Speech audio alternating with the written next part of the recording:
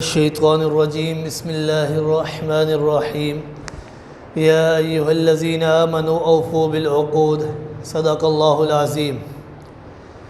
کل رات کو ہم نے نماز تراویح میں سورۃ المائدہ کی تلاوت فرمائی تھی۔ اس سورت کا نام سورۃ المائدہ کیوں رکھا گیا ہے؟ مائدہ کا معنی ہے دسترخوان، یعنی دسترخوان والی سورت۔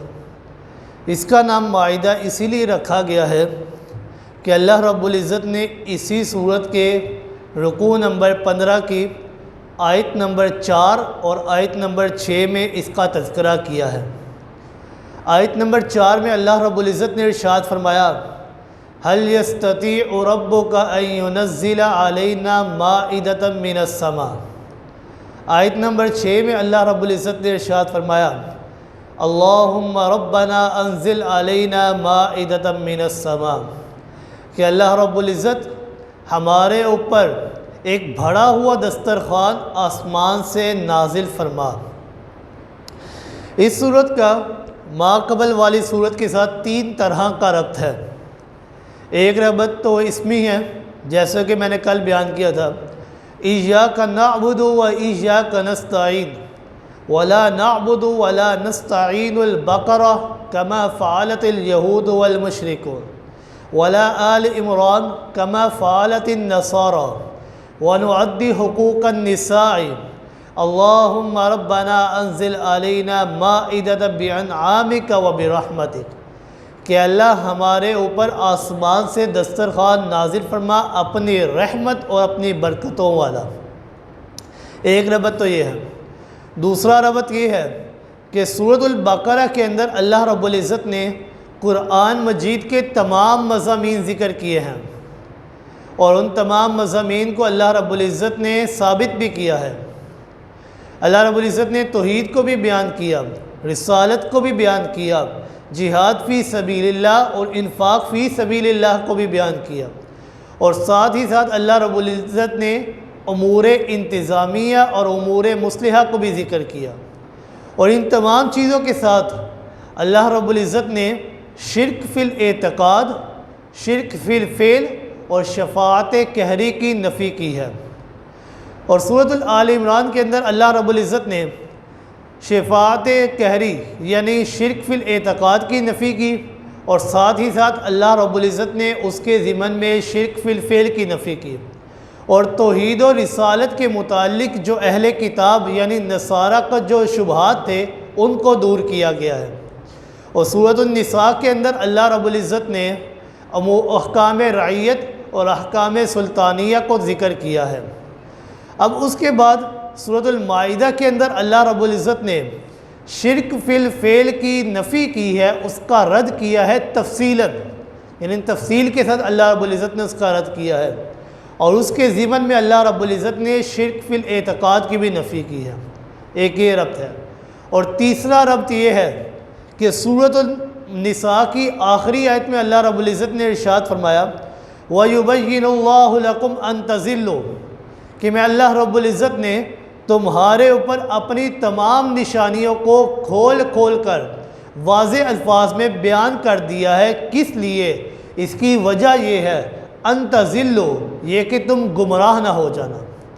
اب اس صورت کے اندر اللہ رب العزت نے کفر و شرک یعنی شرک فی الاعتقاد اور شرک فی الفعل کو تفصیلاً ذکر کیا ہے تاکہ تم ان شرکوں کے اندر اپنے آپ کو گمراہ نہ کر لینا۔ اب اس صورت کا خلاصہ یہ ہے کہ اللہ رب العزت نے اس صورت کو 2 حصوں میں تقسیم کیا ہے۔ پہلا حصہ آیت نمبر 1 سے لے کر آیت نمبر 40 واللہ علی کل شیء قدیر تک ہے۔ اس حصے کے اندر اللہ رب العزت نے دونوں شرک یعنی شرک فی الفعل اور شرک فی الاعتقاد کی نفی کی ہے۔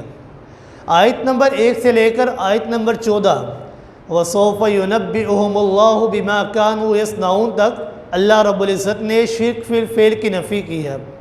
اور اس کے ضمن میں اللہ رب العزت نے ایک امر صالح نماز کا تذکرہ کیا ہے۔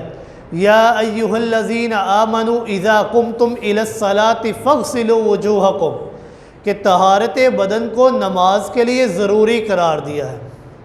پھر آیت نمبر 15 یا اہل الکتاب لم قد جاءکم رسولنا یبین لکم سے لے کر آیت نمبر 40 تک اللہ رب العزت نے شرک فی الاعتقاد کی نفی کی ہے۔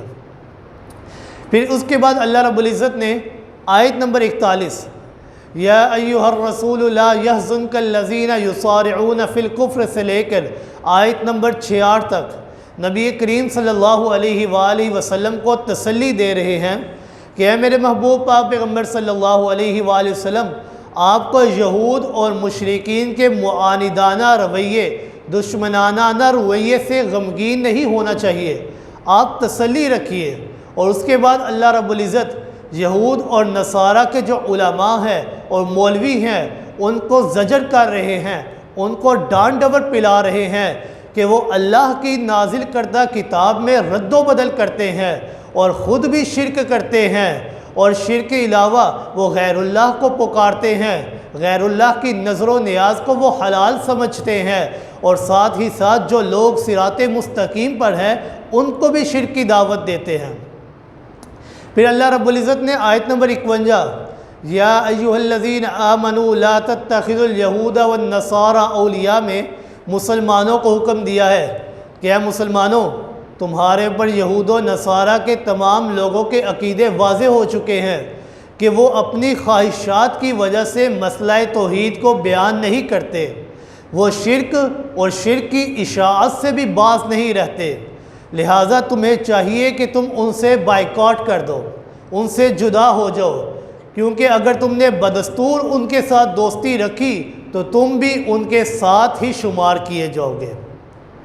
پھر اللہ رب العزت نے آیت نمبر 67 سے دوسرا حصہ اس کا شروع کیا سورۃ المائدہ کا کہ یا ایہا الرسول بلغ ما انزل الیک من ربک، یہاں سے لے کر آخری آیت تک اللہ رب العزت دوسرا حصہ ذکر کرتے ہیں، اور اس کے اندر بھی اللہ رب العزت دونوں شرک کی نفی کرتے ہیں، اور وہ بھی لفظ نشر غیر مرتب طور پر۔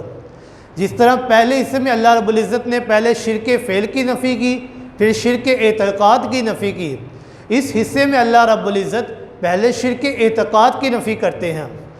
آیت نمبر 67 سے لے کر آیت نمبر 86 اولئک اصحاب الجحیم تک اللہ رب العزت نے شرک فی الاعتقاد کی نفی کی، اور آیت نمبر 87 یا ایہا الذین آمنوا لا تحرموا طیبات ما احل اللہ لکم ولا تعتدوا سے آخری آیت تک اللہ رب العزت شرک فی الفعل کی نفی کرتے ہیں، اور اس کے اندر تفصیل سے ذکر کر دیتے ہیں کہ جو اللہ کی تحریمات ہیں ان کو باقی رکھو، اور جو غیر اللہ کی تحریمات ہیں ان کو ختم کر دو۔